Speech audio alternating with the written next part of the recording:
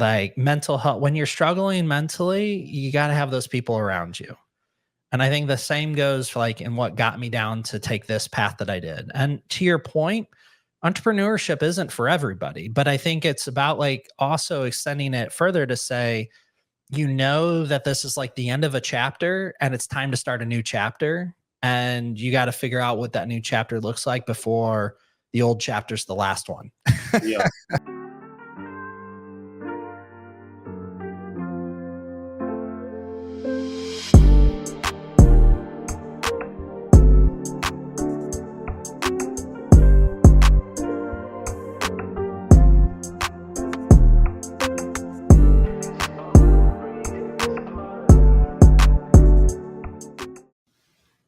What's up, y'all? So, look, let me just go ahead and keep it short with you. Did you know that as of 2024, the United States has a literacy problem? 21% of adults cannot read, and 54% of them have been recorded and it has been documented read below a 6th grade level. That is a catastrophe. But that's where I step in. Now, I'm not going to teach the grown folks how to read and write. However, PSA, the ghostwriting solution, has now a new package. It's called the Literacy Liftoff, and it caters to 9th through 12th graders who struggle with reading, writing, and comprehension. This new tutoring service will offer vocabulary skills, teaching students how to literally write from the bottom, literally teaching them how to do an introduction paragraph, how to do a hook, how to do a conclusion, how to add a little razzle dazzle, and how to add their own personal touch to it. Okay. Now, you know what you're saying. Well, Izzy, that's what they go to school for. Absolutely. But as an ex-teacher, the teachers just don't have time. So this program has 3 different packages from 3 different sets of hours that you can take. So if you're an AP, a principal, the student who needs help, the parent of the student, or you just know somebody who needs the help. If you're in the Houston area, you can get in-person tutorials. But if you are not in Houston, there are also virtual options offered as well. So hit me up at my email, theprodigyperspective@gmail.com and or psathepodcast.com, and we will hook you up. It's another week. How's it going? Everybody doing all right? Okay, so welcome back to PSA, the Mental Health Podcast, everybody's favorite podcast on. There's so many things I can say, but I don't want to say it because I feel like if I say it, somebody might take offense to it. So I'm not going to say it right now. I'm going to offend you in like a few minutes. How about that? But we won't offend you with that part. But yeah, we're back for another week, keeping the ball rolling.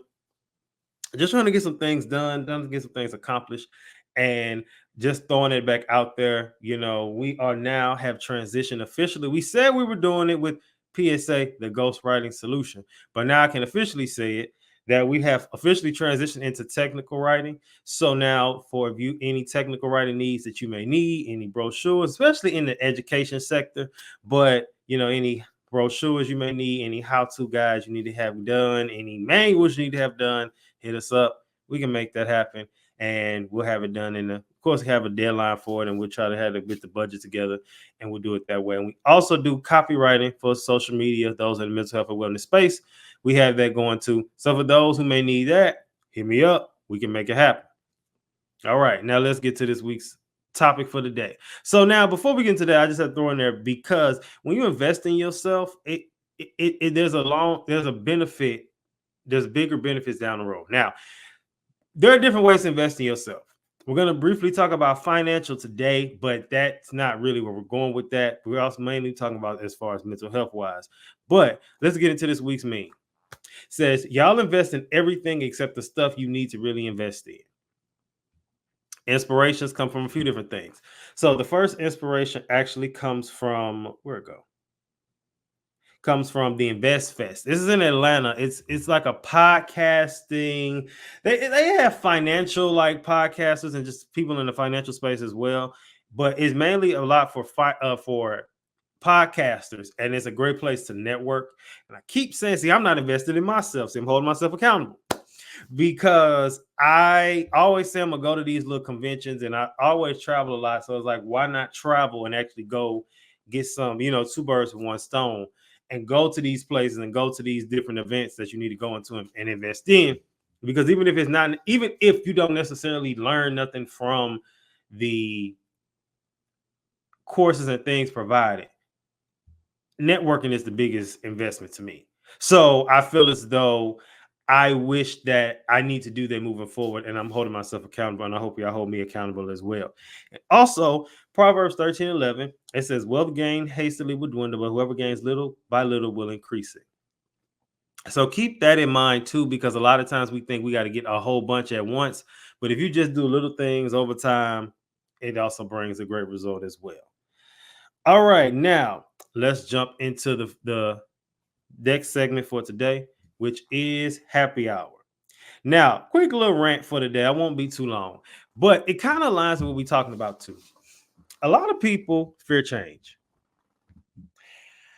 I was with some people recently, and it's something so minor, but just hear me out before you. So we were about to go somewhere, and I had a friend of mine ask me, like, because y'all know I'll be putting that on. So one of my friends was like asked about how this look, and I'm like, it's okay. Why not, try to, because this person has said before that they want to kind of get outside the box, get outside the comfort zone. So I'm like, okay, me, one thing on me, I'm okay. I love getting outside my comfort zone. Like nothing, I'm like Simba, I laugh in the face of danger. So for me, I understand consciously everyone's not like that, you know. But I was like, okay, well, maybe you should try this with this. And another friend was there and was like, maybe you try this with this. And this person didn't like that. And he was just kind of like, and so I kind of made the comment like, well, you want your life to change, you got to start with this. If you can't do it with this, you can't do it with the big stuff. You can't just jump up and go fight a dragon and you can't even beat up a house cat, so you have to start here. And it just kind of was like, no, I'm not comfortable. I'm not going to change gonna come when I'm ready for it. And I'm like, that's not how that works. But inspire a message. If you're waiting for the right time for change, you'll never change. Things will never change if you're waiting for the right time. If the opportunity of a lifetime presented itself now, we'll say what we're gonna do, and I'm gonna do this and this, that, and the third, but then it'll come, well, I'm not ready. You'll be like that for 5, 10, 15 years in the same exact spot because the opportunity presented itself and you were not ready. I'm at the point now where if somebody said, hey, opportunity presented itself, you need to come, we have opportunity for you, you need to come live in New York for 3 months, and you need to be ready in a week. I'm gonna make it happen. That's just how it has to be. I just feel as though some people, we talk about, and we have those conversations amongst our friends about, and I would do this and I wouldn't do this. And so I'll ask the questions, which can maybe be a little rude. I'll give you, I'll be that. But, one thing my daddy used to always tell me is you rather hear it at home than hear it in the streets. So if you rather hear from me, somebody personally, than hear it out there, because if you hear it out there, to crush you. You hear it from me, you might get irritated, but at least I'm trying to help you out. So I say, there's two messages in one. One, we cannot continue to avoid change and be fearful of change. But also, if you have a close friend or family member who's very like, in it and really on you about something, don't run from that criticism, because maybe, just maybe, it's something that they see that they're trying to bring out, and you don't want to be stuck forever. Because there's another thing, that person who isn't afraid of the level up will level up, and then that's how a door of jealousy will jump in through you, because you now feel a way like it should be you, but why should it be you? Ain't did nothing, and you could have done the same thing they was doing. So don't get left behind because of fear. All right, so quick little rant over for today. Now, as always, we have another great guest today who has a lot to unpack, especially around the topic of investing and investments and doing things better that's best for our mental health, and starting, projects. I'm gonna say other products and products like that. Starting projects and products that are unconventional, similar to like my ghostwriting service. Because name a person who owns a ghostwriting service. So that's the person we have today. Name a person who owns what he owns. He's going to talk about it, and there's a lot to talk about, and a lot that I think that you all can benefit from in different ways. So let me go ahead and introduce him now. What's going on? Not much, man. Thanks for having me today. Yes, sir. So obviously, I always say this: my people, my audio people can't see you. My video people can see you. So I want you to tell what is your name, where you from, and then where do you live now? Absolutely. So I'm Andrew Ronchetto. I am originally from the Midwest, but I'm now a Houstonian. I'll say putting my roots down here and loving every moment of it. And, what I'm getting into, and I know we're going to go deep on it, is around everything in the holistic wellness space. So, mental's a component of it. You were talking about, I think, career a moment ago. So, all these aspects got to, balance each other out. And that's what I'm, trying to help on the market today. Okay. Now you said Midwest. Where are you from? Because I'm from St. Louis. So, Likewise. oh wow, that's crazy. Yeah. Okay. Okay. We're gonna talk about that later. Okay. So tell the people what it is that you do exactly so that they know. Sure. So we at Beyond have built a B2B platform or business to business platform, which is created for practitioners, coaches, mentors, advisors, as well as enterprises, organizations that are trying to assist individuals be the better you. So, you might be working with a therapist or you might be working with a fitness coach or, I mean, anybody out there. And today we're in a digital world Yeah. and most of them are struggling to find ways to digitalize their services. And as I like to say, not lose the value of their impact because, I mean, there's so many platforms you can go out there to and you can put it into their box and voila, you've digitalized, but it's not you anymore because there's another competitor, for lack of better words, doing the same thing you're doing.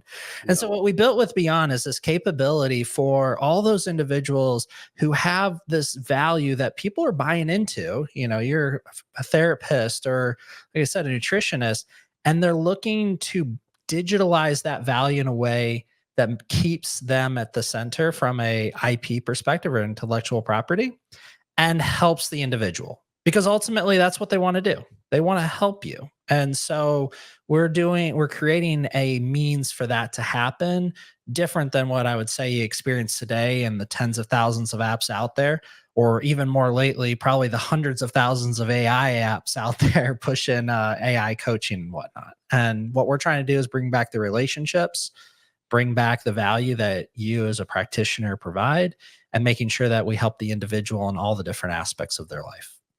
Okay. Definitely something I know for a fact is needed, and definitely something I feel as though could easily be what's what I want to say. It's one of those things where I feel like some people may overlook. Like it's just I love creativity, and I love the fact that people are thinking outside the box. So that goes to my next question. So what inspired you to focus on integrating technology with holistic health? Because that's something that people are doing, but it's like a barrier. Like they don't go that deep. So what inspired you to do that? Well, so mine comes from a very personal spot. I got hurt not too long ago. Unfortunately, not as bad as some people do, but mine was related to stress at work and whatnot. And I quickly realized that through that experience, I struggled. Mm, Not because I wasn't getting help. I was fortunate to be able to have, coaches around me, but they were struggling to, I'll say, communicate consistently with me. okay. So here I was at the center trying to, of a recovery journey. We call everything a journey. And I'm at this recovery point and I feel like I'm a traffic cop. You got to talk to this individual, then translate over to another person.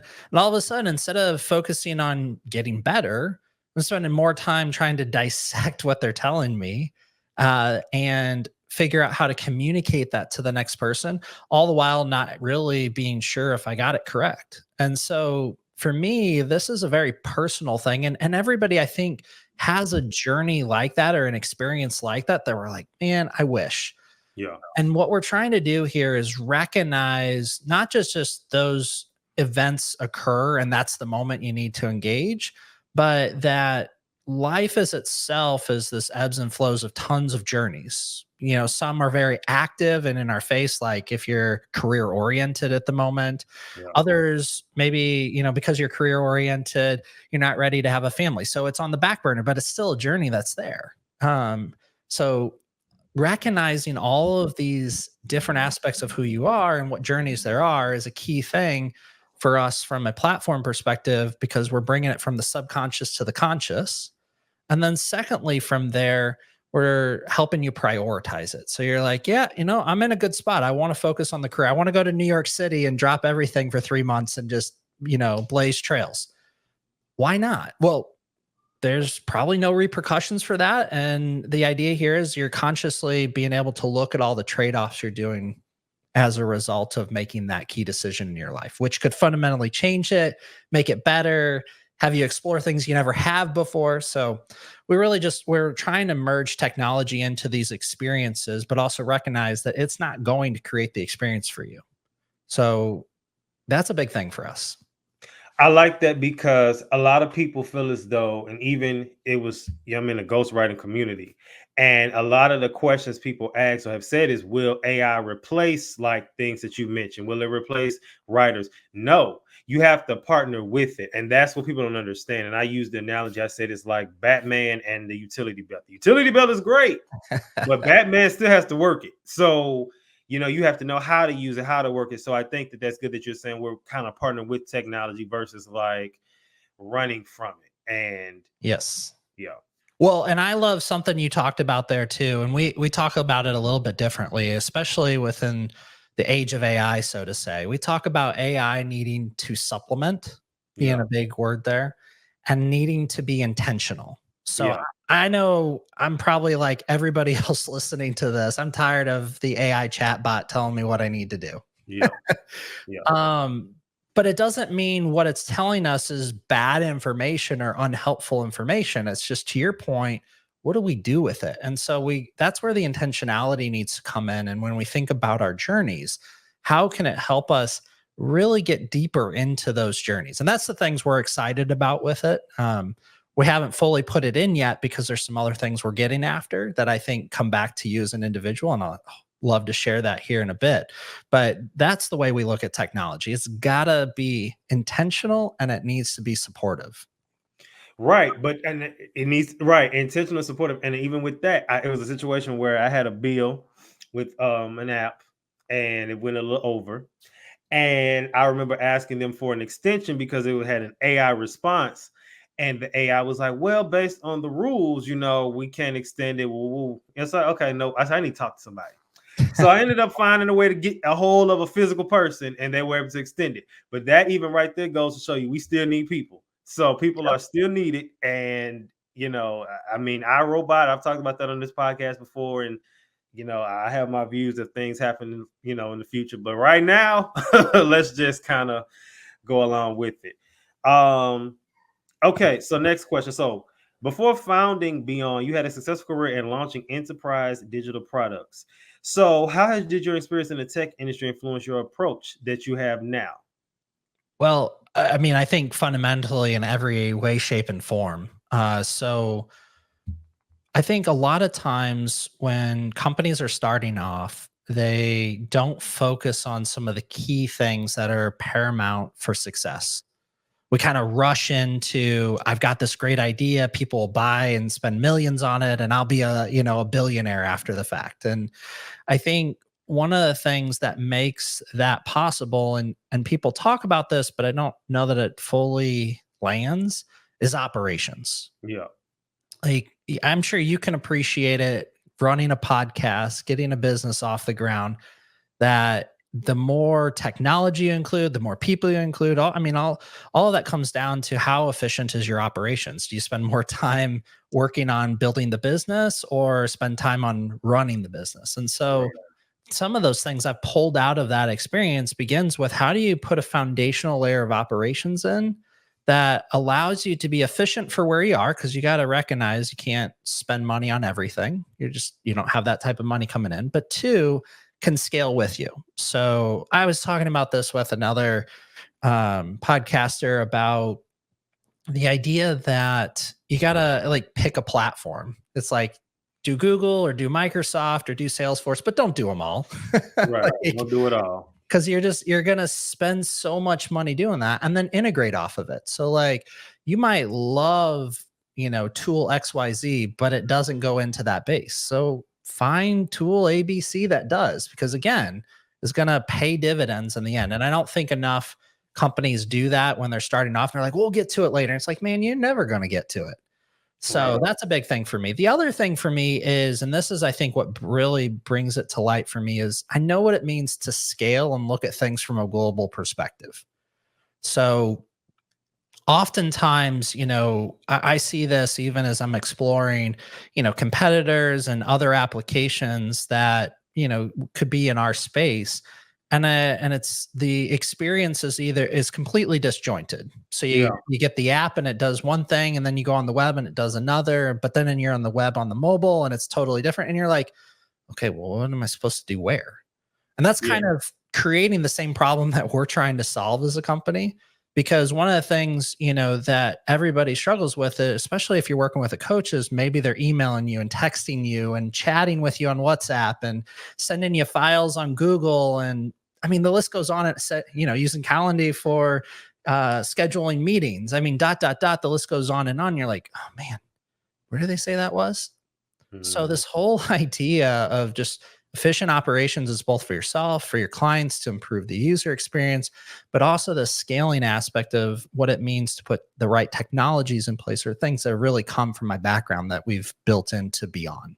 No, and definitely, and one thing I want to highlight is two things. So, first thing is everything that you did prior leading up to this, and had you not have mastered that, then would you been able to do what you're doing now? And the answer would have been no.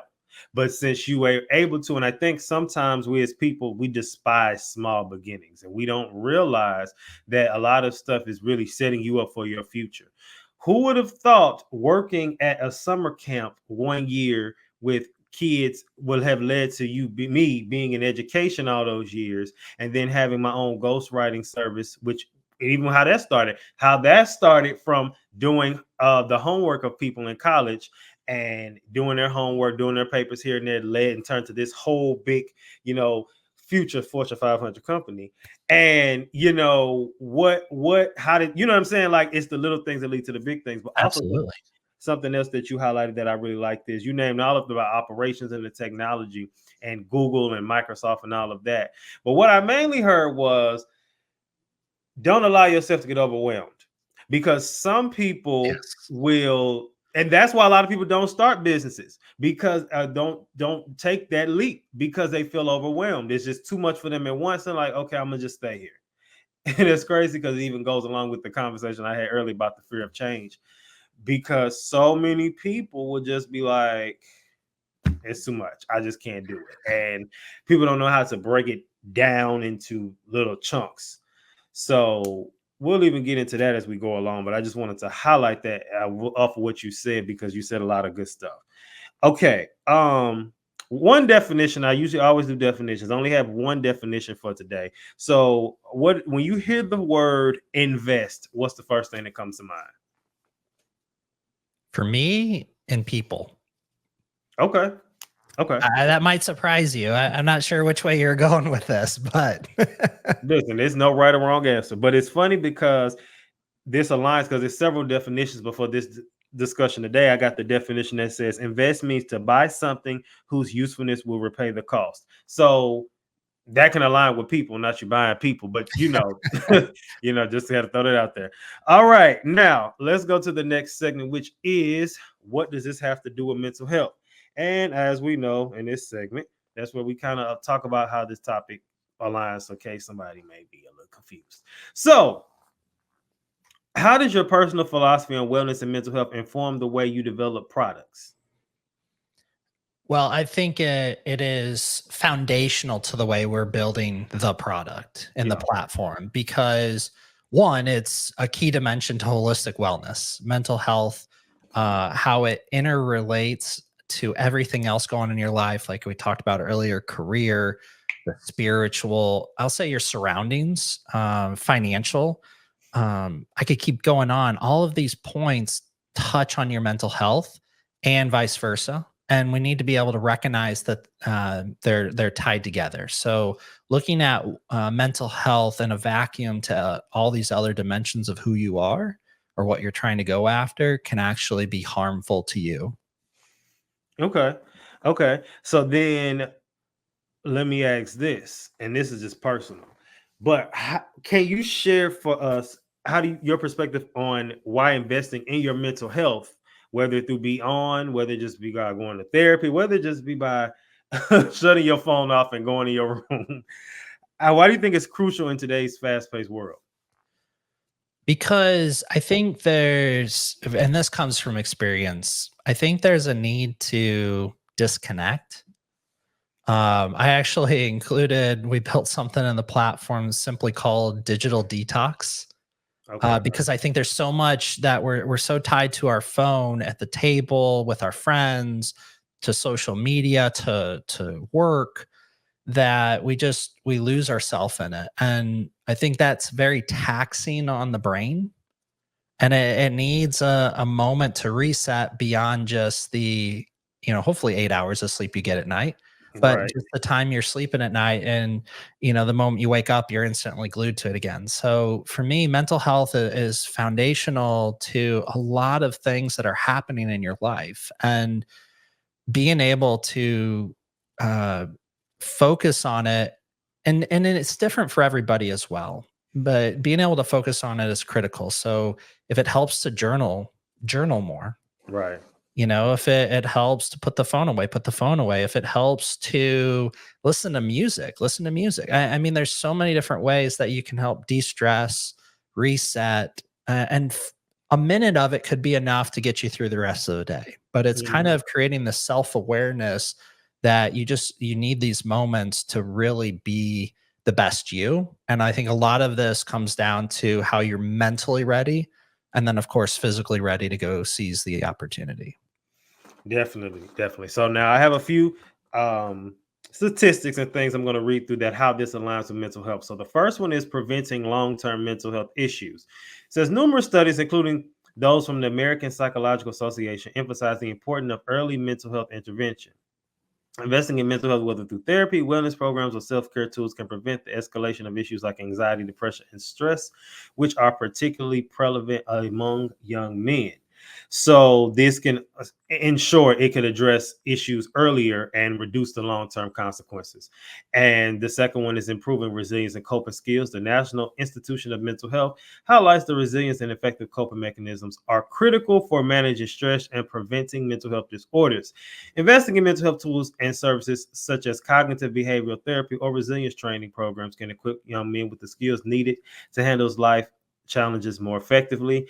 And this can help build mental toughness, which is crucial for navigating through pressures of work, relationships, and societal expectations, things that are going to arise, especially work.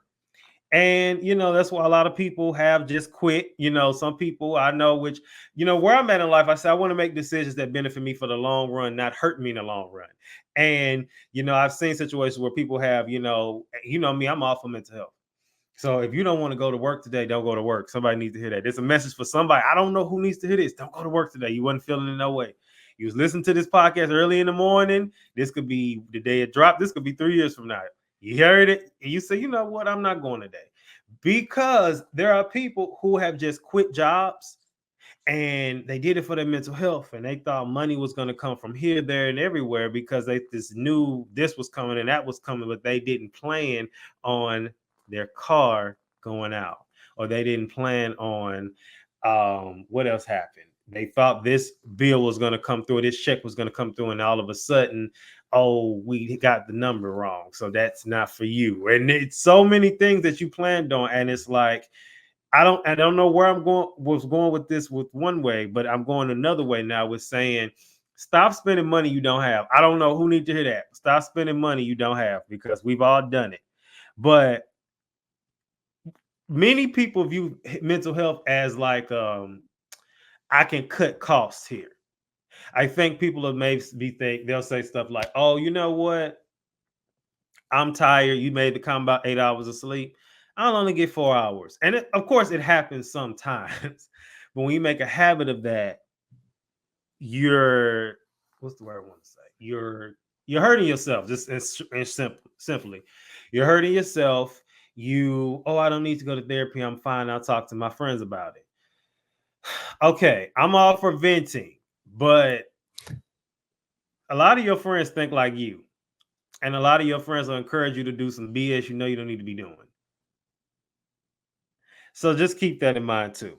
But my question to you before we go to the rest of the sources, what would you say to someone who's hesitant to invest financially into their mental health and well-being? Well, I'm going to start this off maybe with another data point.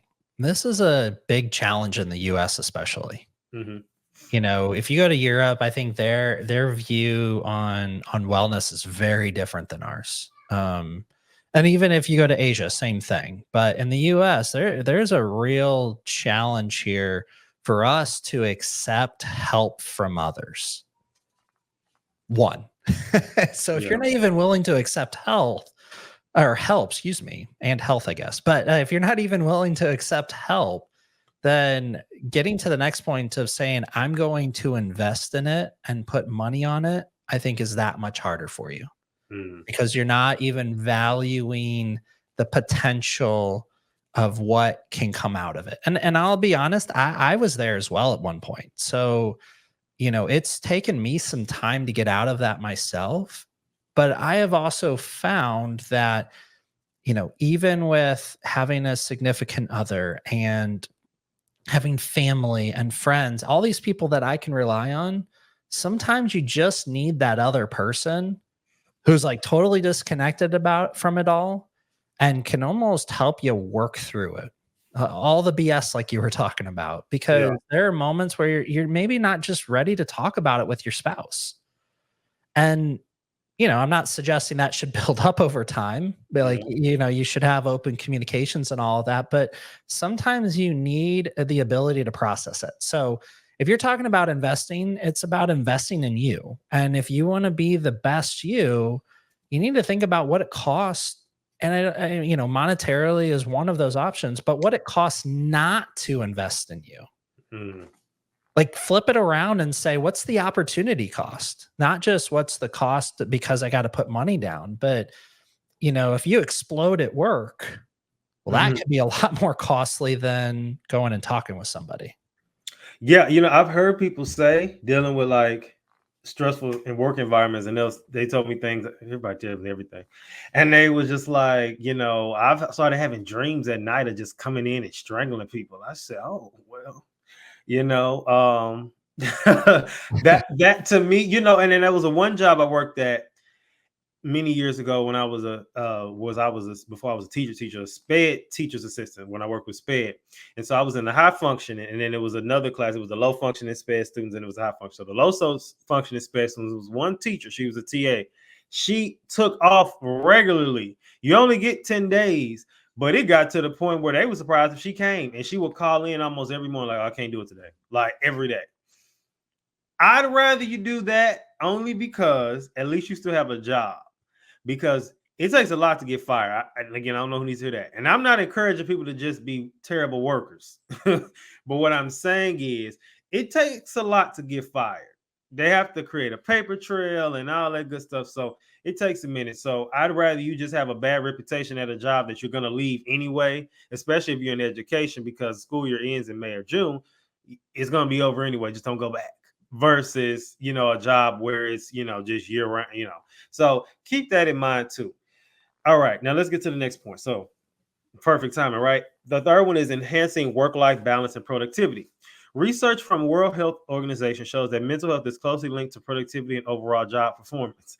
Young men often face significant pressure to succeed professionally, and poor mental health can lead to burnout and decreased efficiency. Investing in mental wellness can lead to better focus on job creativity and job satisfaction. And by focusing on mental health, young men can achieve a healthy work-life balance, leading to improved productivity and career success. And just before I go to the next point, what helped me is I've been doing a podcast since 2018, and the ghostwriting expanded from just homework assistance to many other things. Officially, was it last year? Maybe the year before? It was last year, I think. And so that kept me okay with work. It kept me because I know I was working on things that I love to do and like to do. So even if everything can be monetized in the world we live in now. But even if it's not, find you some type of hobby or something to just kind of get you through the day. Now, I'm all for finding the job that you love, because I don't believe the generation before us worked jobs that they hated, and it was just like, we needed a job. It is what it is. But I believe that we should try to find something. And there are people who are meant to work 9 to 5. I said that before. This is not the entrepreneur podcast. Everybody's not meant to be entrepreneur. But let me ask you, what was your final straw with where you worked that led you to what you're doing now? To where you just say, you know what, let me just do this. Was it something bad, or were you just ready to take the leap? Was it a combination of both? What was For me, it was a combination of both. it? Okay. So, I've been fortunate through prior to taking this leap into entrepreneurship to be a consultant and do some pretty awesome things, like experience, the world, and contribute to the companies that I was consulting with. Right. And that gave me a lot of appreciation for business as well as other aspects of life. But there was always this thing that people would come up and they're like, why haven't you taken the plunge yet to do your thing? Mm. And honestly, it was because of risk.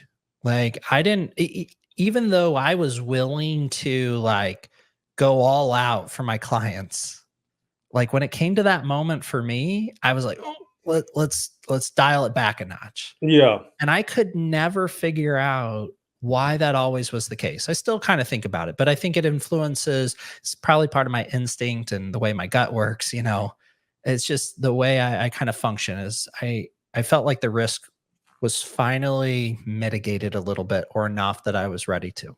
The second part for me goes back to like when I got hurt. Like I realized I was just about to have another baby on the way with my wife, and I couldn't even pick up my daughter because I had gotten hurt, like I was talking about earlier. And so it was like, well, how am I going to be here for them? Right. Like I've almost put my body out to pasture, so to say, and I've got another one on the ground, on the way. Like Yeah. this is not a good place. So, I was fortunate not to get hurt to a point that could be completely detrimental to myself personally and to my family. But Right. it definitely was like a slap in the face of like, get your stuff together, because if you don't, what comes next is even worse. And so it was a little bit of both. It was, hey, this isn't working for you anymore. And, two, why not take the plunge? And I think this goes to one other part that, we hadn't, we've talked about a little bit, but I think is so fundamental to this: relationships, Yeah. family, friends, your community are so critical to helping you through these moments. Like mental health, when you're struggling mentally, you got to have those people around you. And I think the same goes for like in what got me down to take this path that I did. And to your point, entrepreneurship isn't for everybody, but I think it's about like also extending it further to say, that this is like the end of a chapter and it's time to start a new chapter. And you got to figure out what that new chapter looks like before the old chapter's the last one. Yeah. Yeah. And So I like that, before the old chapter is the last one, because you'll lose it. And like you said, burnout, it didn't go to I mean, we know it's extreme, but I'm sure it's happened before. Death has happened before on the job. absolutely. Unalive, being unalive. We'll say that. But I think that so many people, they don't count the cost. They don't think about the long term of things. They just think, I'll just work, and then just and unfortunately, it's good that you find it. Well, in a sense, it kind of, I feel like you were forced to make that decision, which had that not have happened, you know, you wouldn't have done it. And even going back to the happy hour topic about fear of change, some of those people will be able to look at you and say what you should do, and you should do this, and y'all, you need to put yourself out here more. I've had those same people who are fear of change and with themselves, who will try to coach me. You need to do this more. You should try this. And this is like, and I've always said, well, why don't you do this for yourself? You know what I mean? And even you, I'm sure you can admit, it was fear, because it's like, I can see it in you. But with me, it's like, I don't know. And a lot of people, I feel like, are like that, especially men, because it's like, your case, I got to provide for my family. It's like, I'm the man. I have to be, I have to have this consistent income, because if not, it's just the way it looks. But let me ask this without divulging too much, because we all know that that's personal. Are you doing much more? Are you doing better financially now than you were working for somebody? Oh, I think I am in this new opportunity phase of trying to figure out what that looks like. So, Okay. when it was a conversation that my wife and I had about, hey, if we do this, what does it mean for us financially, to your point? Yeah. And we're working through that. We continue to work through it, and it's open communications. It impacts what we do, where we go, all those different aspects of our life and our family. So it is different. Do I think we're in a better spot? I think for other reasons, absolutely. Okay. My stress level is way down, surprisingly, even though I'm trying to start a business. But I would say it's evolved into something new and different, a stress that I can tolerate more, Right. and I can work against. So I think it's really it really is important to kind of figure it out. And there's so many things I have learned over the last year and a half that I've been working through this journey, that I feel I could take it anywhere, because I've not only put myself out there, I've not only, I'm going to say, coded and developed, figured out sales and marketing, built out operations. Like, these are all skills that not many people could do, maybe one of them.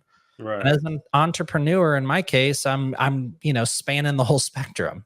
Yeah. So it provides a very good, ground to say I'm learning something along the way. And that Okay. that I don't know how you put into financial terms. The last thing I'll leave for you here, and this is, I think, also important, is I've had the opportunity over the last year to also meet with successful business owners, CEOs, investors, all folks that probably, if you put their time to a dollar, would cost tens of thousands of dollars over the course of the Mhm. last year. And for me, I've just had the opportunity to engage with them Yeah. at no cost. So then I flip it back around. I'm like, well, if it would have cost me to do that, what would it have taken? So Right. it's just this whole mindset of, like, what does it mean to get after this? And, financially, where we are, where we're going, I think it's an ongoing conversation. Definitely. And like I said, it's like it's one of those things. What's the old phrase? People say money, this is what money can't buy, something like that. And it's just like, this a song was like, this is the piece that you cannot buy. So it's kind of like, okay, we know money for me isn't necessarily consistent as it was.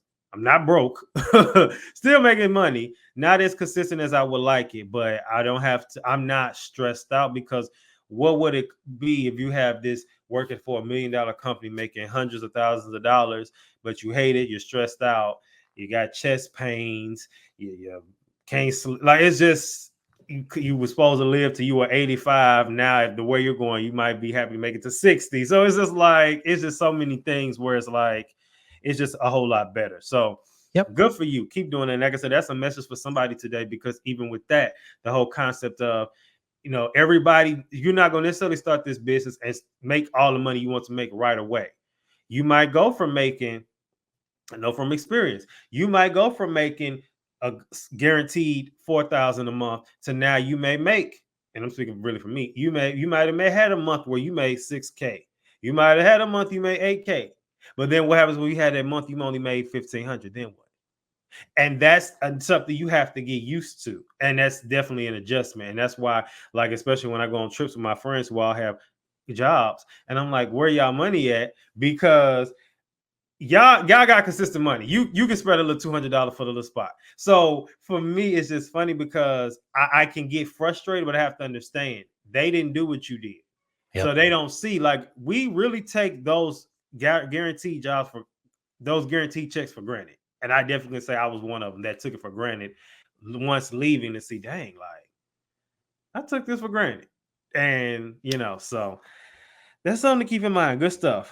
All right. So the fourth one, before we move to the next segment, it says reducing stigma and encouraging help-seeking behavior. So this topic aligns with mental health because it even says the Center for Disease Control and Prevention report that stigma around mental health remains a significant barrier, particularly for men. However, when young men invest in their mental health, whether through counseling or wellness programs, it helps to normalize these practices and encourages others to seek help, because the man is the lead. So especially even if you are, like in your case, married with children, you're leading by example. So now they say, well, dad did it, my husband did it, so I should do it. There's no reason why I wouldn't. I don't have any excuses.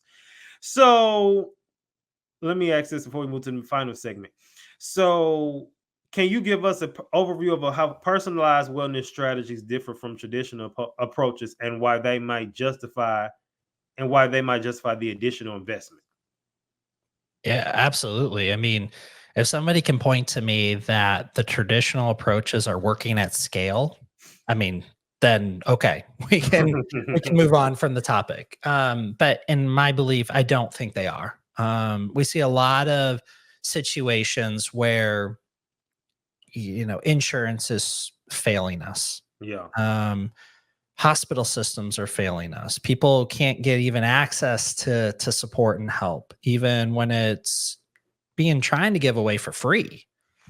So all of these traditional systems intended to assist individuals with something that is very personal, it is leaving a bad taste in your mouth, for lack of better words. Yeah. So what I see is, and this is what is so critical to us with the Beyond platform that we're building, is we need to kind of upend that and go against the stream, so to say.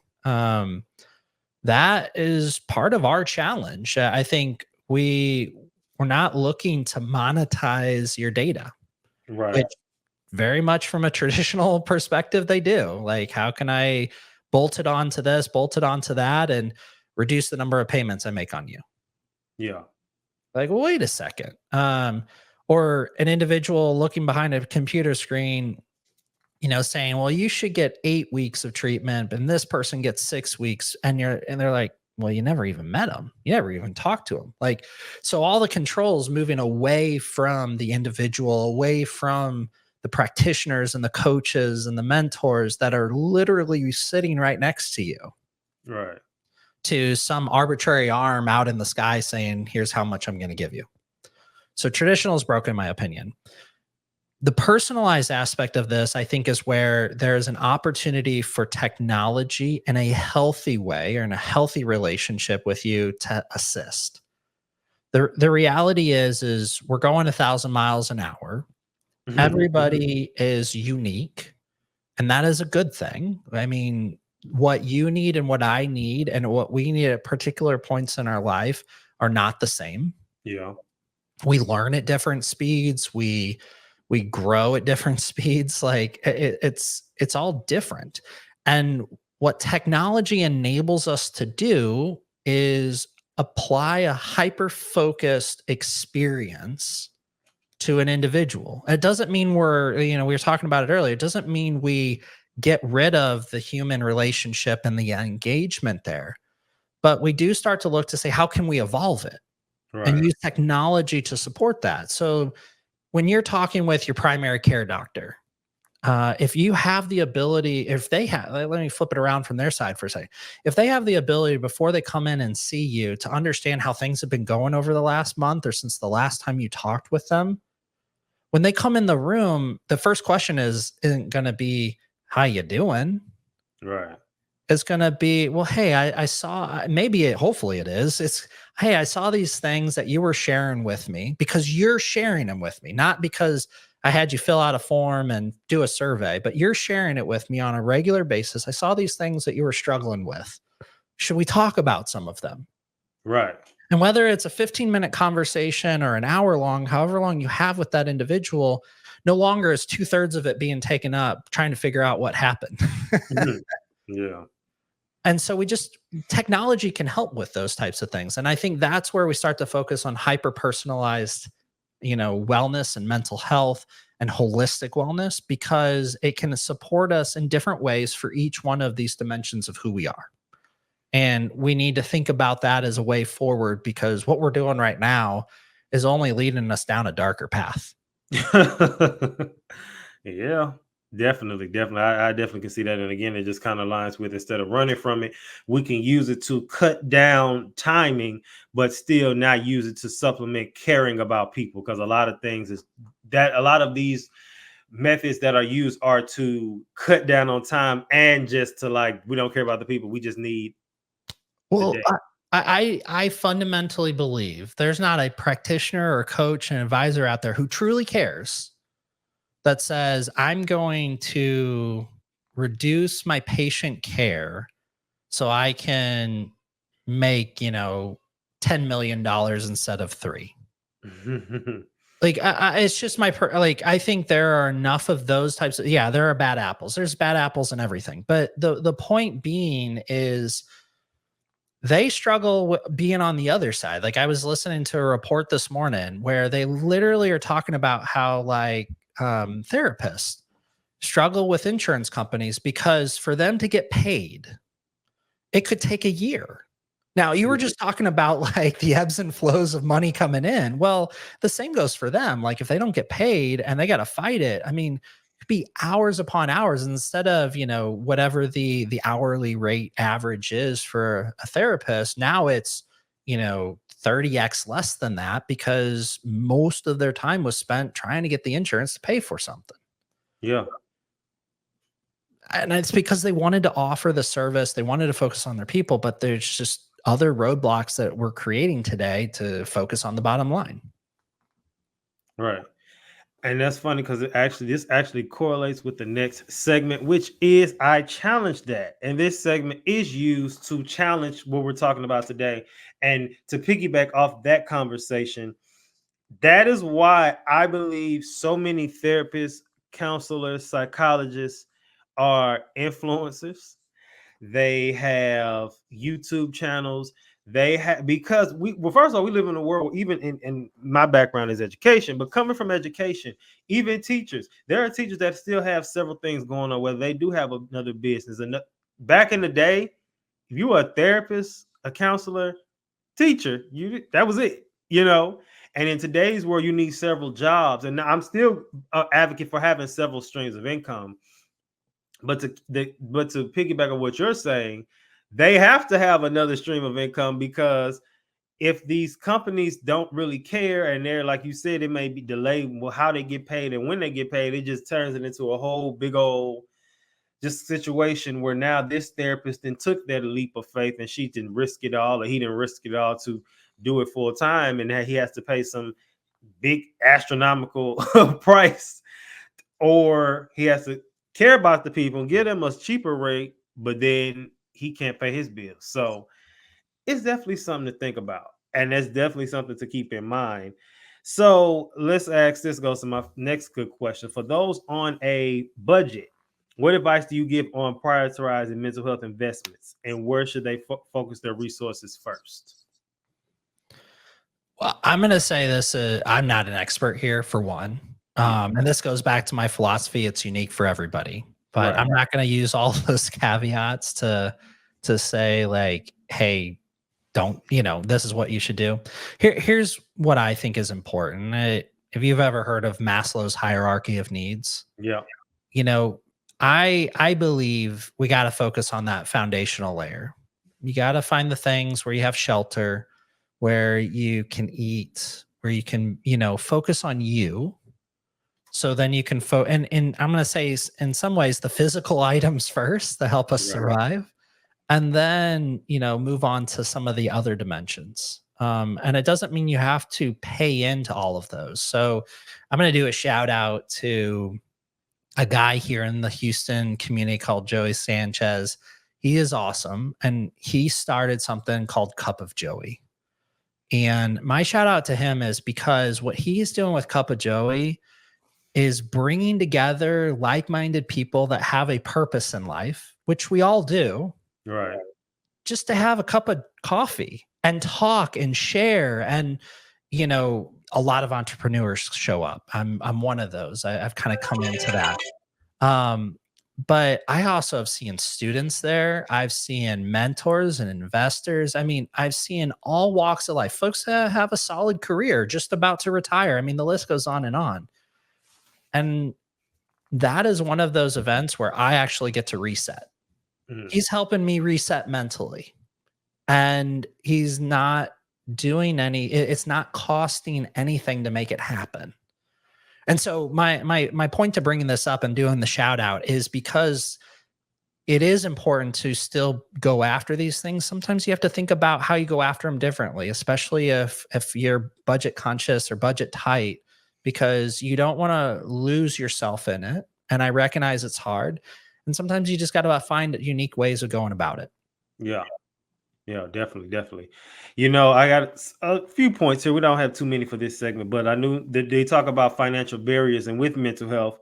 And it says, according to a study by the Kaiser Family Foundation, high costs are one of the primary reasons individuals forego mental health care, with many reporting that they simply cannot afford the services they need.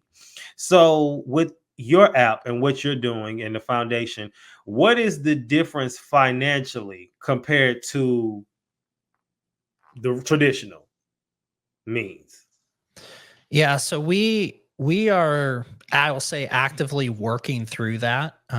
This is kind of part of our journey of getting this off the ground. Is we're looking at ways that we can financially make it make sense for the individual, because it's also making sense for the companies they work Right. for the practitioners they're hoping to engage with, and for the community that they're a part of. So Right. there's so many dimensions to this that we're trying to pull together. We started from the perspective of practitioners, coaches, advisors, and helping them digitalize their value, their impact, and bringing it to the world in a digital form. We're moving through in having an upcoming release that'll bring that into organizations and some capabilities with individuals. But all this is going to come back around to say, I think there's an element of AI and technology that can support the individual directly. But I'm also going to throw this out there and say, part of the reason why we struggle with the tens of thousands of apps, like I was saying earlier today, is because they don't focus on relationships. They don't focus on getting you connected with somebody who can help. And I do believe that there are lots of those folks out there that want to help and are trying to find the best ways they can help while they also make a living, while they also pay their bills.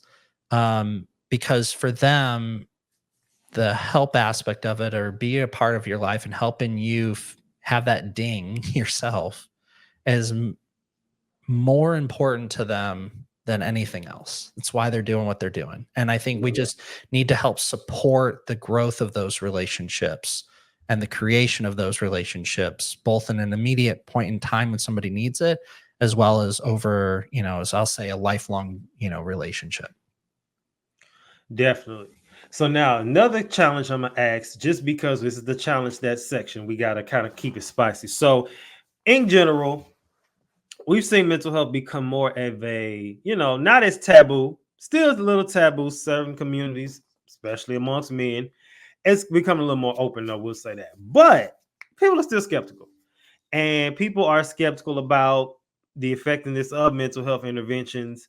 And, especially with the rise of digital tools, apps, things of that nature. I do know there's one lady who was on here last season. She talked about her app, and that was helpful for that.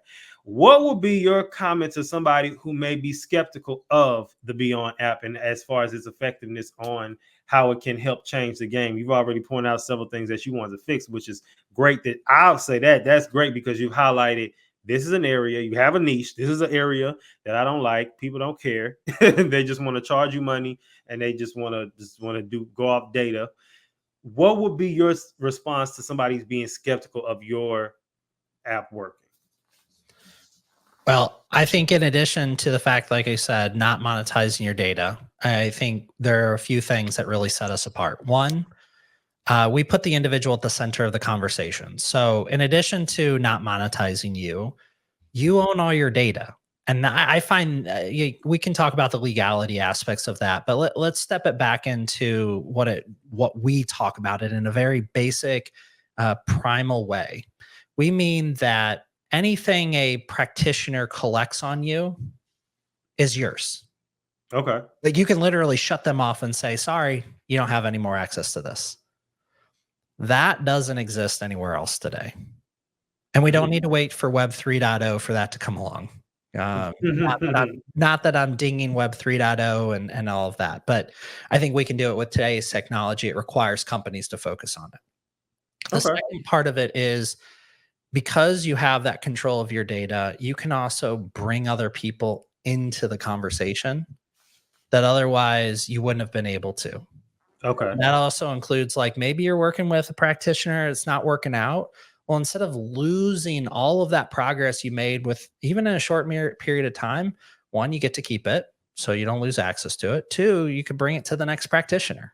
Mhm. So this idea that it walks with you over time is critical for us. So Right. I think those are the two big things for us. One, you're at the center, you own your data, you can bring it and bring people into it as you see, but you can bring it to the conversation. You can bring others to the conversation about you. Obviously, that's a big thing for me. Like I was talking about, I've struggled with that and felt like a traffic cop. But then the second part of it is for me is what does that mean for everybody else that's looking to help you in your world? And I think there's a lot of positivity because data privacy is complex, especially in the US. And it's only going to get more complex as the years go on. But I think we just need to reshape the problem.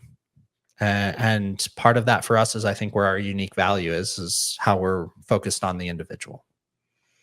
All right, good stuff. Good stuff. This transitions perfectly into the final segment for today, which is the weekly sabbatical.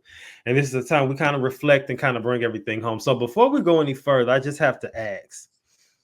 We haven't talked much about how you grew up and how we got to where you got to with your business and where you're going with it.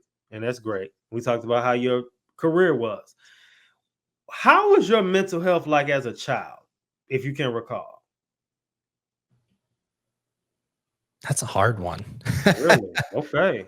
Well, so I think part of it is I don't fully understand or appreciate it like I do now. So it's Yeah. like as I look back, um, there are probably moments where it was in a lull that I should have done more about, but I didn't know.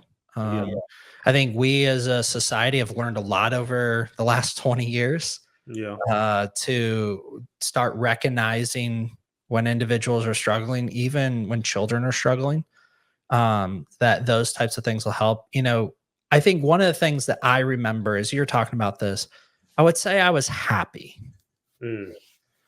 and I was happy because I was fortunate enough to be able to experience a lot of things. Like I was a Boy Scout. That was my thing for the longest time. And I loved it. And I dived deep into it. But I also built robots.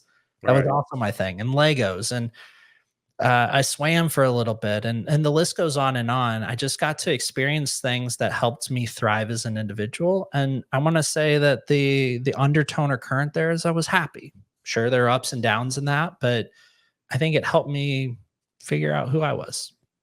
Okay. Good stuff. All right. So now something we briefly talked about, and I'm gonna ask another question on it in a second, but I have a point that I have to bring up. So I got this source it's called from BibleMoneyMatters.com, and it talks about getting verses about getting good counsel. So it says it's important in life when you invest to get good advice from others. Without it, your plans are much likely more to fail. It says Proverbs 15:22 says, plans fail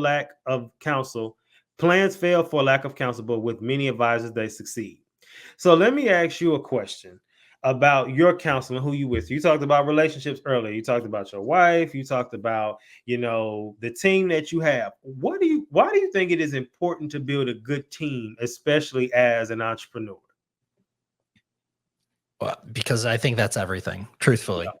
I think either, just like everyone else has people they rely on, Hmm. you have the same situation. You're going to go talk to your spouse about specific topics that you're probably not going to go talk to your parents about. Right. And possibly vice versa with them, relationships could be one. But I think, from a business side, there are lots of things that other people have experienced, pitfalls that you might go through and you could recover from, but you might not have to go through it. What's the saying people are always talking about? It's like a wise man tells you not to like put your hand on the stove, but you're still going to put it on as a kid because Yeah. you don't believe that it's hot. I think that still plays a role here, but I think we just become more accustomed to saying, well, maybe the wise man, woman, person has something there. And so being able to listen to them, even your team. So this one we hadn't really hit on, but I've had the opportunity to lead teams, and I will tell you the most important thing. I kind of talk with this with the folks that I lead is like, you need to challenge me. What I know and what you know, very different things. The way you approach stuff versus I'll approach them, very different. But man, we're going to do awesome because you step up when you know I'm probably not thinking about it the right way, or I need to think about something differently, because the outcome of that moment means it's going to be better in the end. Yeah. So it's like you need people top, bottom. I mean, in the corporate world, we call it 360 review and feedback and whatnot. But I think you need those people around you who you have a healthy relationship with, that can kind of call you on your BS, but also support you on your small wins and in the different challenges that you have in your life.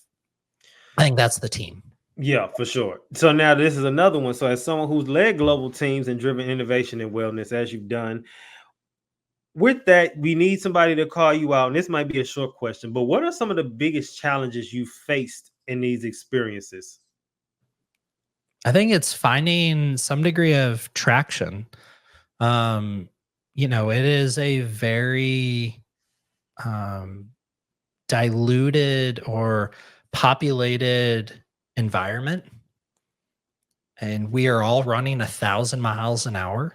Mm-hmm. So trying to eke out a millisecond from somebody is hard. But it doesn't push me to say there isn't something here. Yeah. I think what it goes back to the gut and the instinct a little, to say like, man, I feel it. I might not be there yet. I might not have it, or the team and us might not have it where we need it to be to help you the way you need it to help you, if it ever does. But man, when you'd have a conversation with somebody and they talk about it, and the excitement from their voice, the undertone that you kind of can hear, it's like, okay, keep at it. Because even with all the other stuff going on, you know that it's going to materialize into something. For sure, for sure. So then there's the flip question. So can you share some success stories where individuals made significant mental health investments and saw transformative results? Yeah, I mean, without naming names, I've watched someone actually take the opportunity to get a therapist and talk through them with things that they didn't want to talk through with anybody else, to the point that they were eventually able to open up with their closest people around them. Okay. And I think that in itself shows the success of what it means to invest in something that's so close to you. Yeah. And like I said, as we get into this section, we winding things down. It's good to hear that, because these are the things that people need to pull from these conversations. Like if there are ways they want to invest in themselves, we talked about taking a risk, taking a leap, plunge, so to say.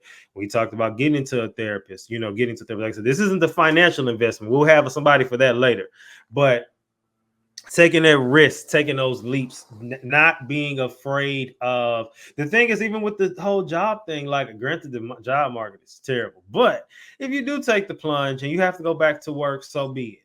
But if you do go back to work and it works out to where you have a job, or you go get another job where it kind of aligns with where you're at now, to where it's just hard to explain, because there's jobs literally for everything. Some of them are harder to find, but most of these companies literally make up jobs. Like I don't know who needs to hear that. They make them up. Like it'd be positions like they didn't took a position and then took a part of another position and then made it into its own position just to Yeah, that happens all the time. And like I said, the way we were living now, where I know so many people, I think they so lucky. I'd be like, they get those remote jobs, and I don't really do much. And you get salary, and you clock in at 8 o'clock on the turnover, clock in, and then you do these few little things, and then you're done for the day. And you going to the gym for lunch, and you going, you traveling for. I got my cousin, he'll go and get on the plane. He was like, "Oh, it's my lunch break. I'm about to catch a plane to over here real quick." And okay, I made it on my lunch break. Like,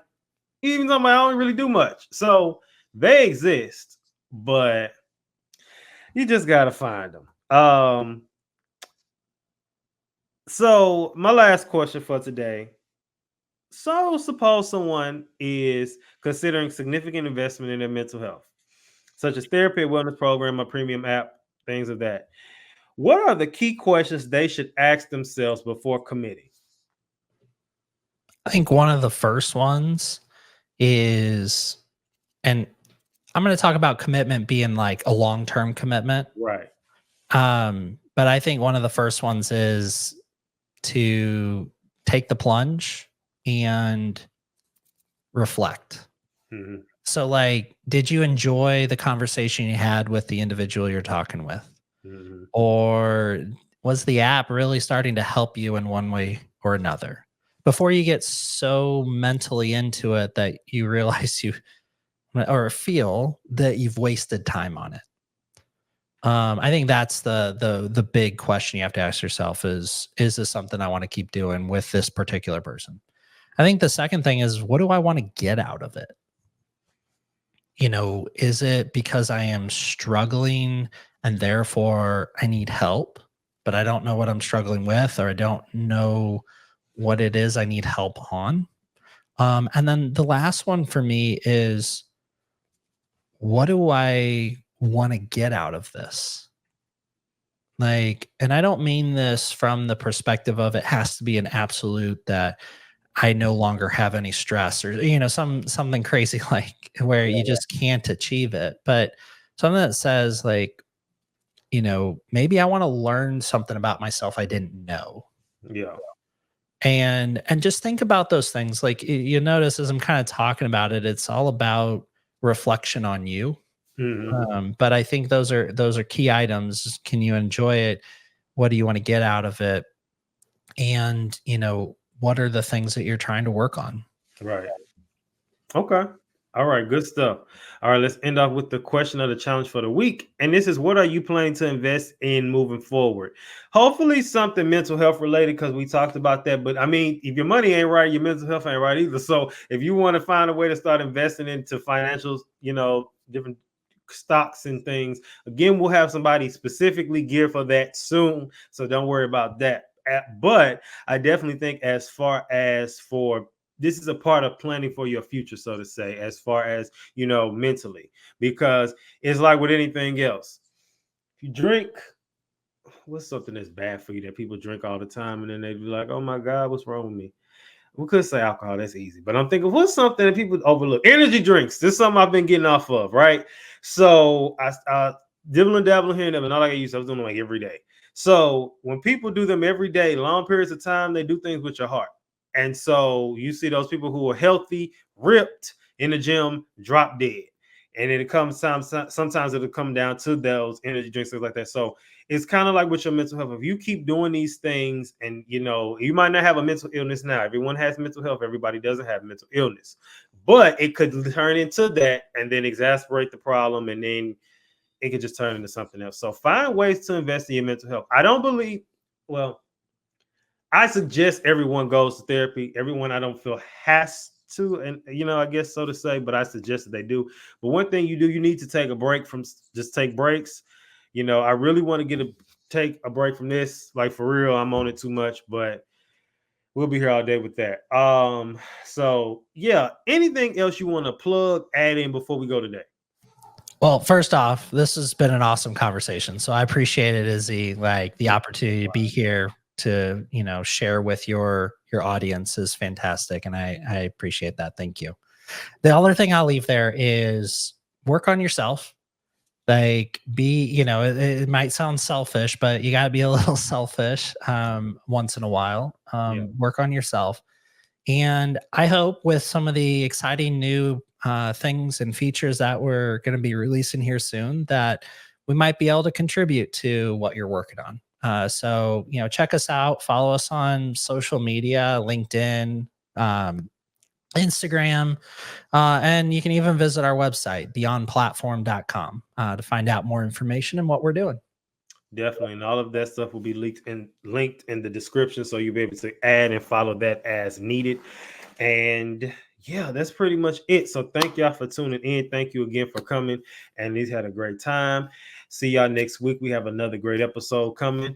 PSA signing out. Always remember, keep your head up like your neck hurts. Remember who you are. Make your mind up. Don't let it make you. And remember, I love us for real.